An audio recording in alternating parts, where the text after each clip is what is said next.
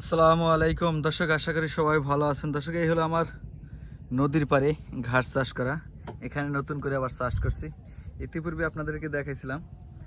দেখেন, আমি এখানে যে চাষ করছি বাংলাদেশের সবচেয়ে জনপ্রিয় যে ঘাসগুলোকে বলা হয়, যেটা পানিতে এবং শুকনাতে উভয় জায়গায় হয়। দেখেন কি পরিমাণ ফলন। এখান থেকে কাটিং করার জন্য অলরেডি কাটা হয়েছে, আবার দ্রুত বৃদ্ধি পায়। এই ঘাসটা আর কি একবার চাষ করলে আপনি 8-10 বছর নির্দ্বিধায় আপনি এই ঘাসটা রোপণ করতে পারবেন। ভিডিওর শেষে আপনাদেরকে অবশ্যই দেখাই দিব কীভাবে আপনারা রোপণ করবেন। তবে এই ঘাসটা রোপণ করতে হলে শুরুতে জমিটা 3টা চাষ দিবেন।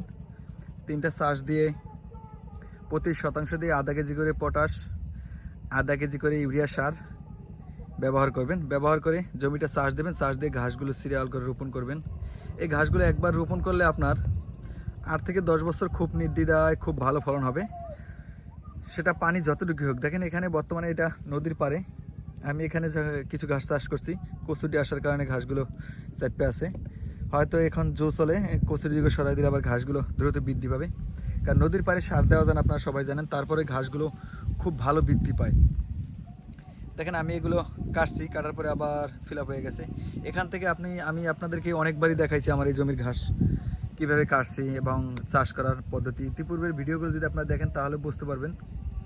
তো আপনারা যারা ঘাস চাষ করেন, যাদের বর্ষাকালে ঘাসের সংকট দেখা দেয়, আপনারা অবশ্যই এই ঘাসটা চাষ করতে পারেন। জার্মান হোয়াইট হাইব্রিড অথবা এই অজানা হাইব্রিড ঘাস, উচ্চ ফলনশীল একটি ঘাস।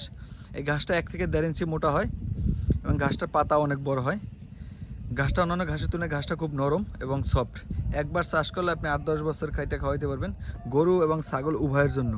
তবে যেসব জমিতে 3 মাস 4 মাস বা 6 মাস পানি থাকে, এসব জমির জন্য এই ঘাসটা খুব ভালো একটা ঘাস। এখানে আমি 6 বিঘার মতো জমিতে ঘাস চাষ করছি। মাশাআল্লাহ খুব ভালো। দেখেন, মেঘের মতো কালো ঘাসগুলো আছে।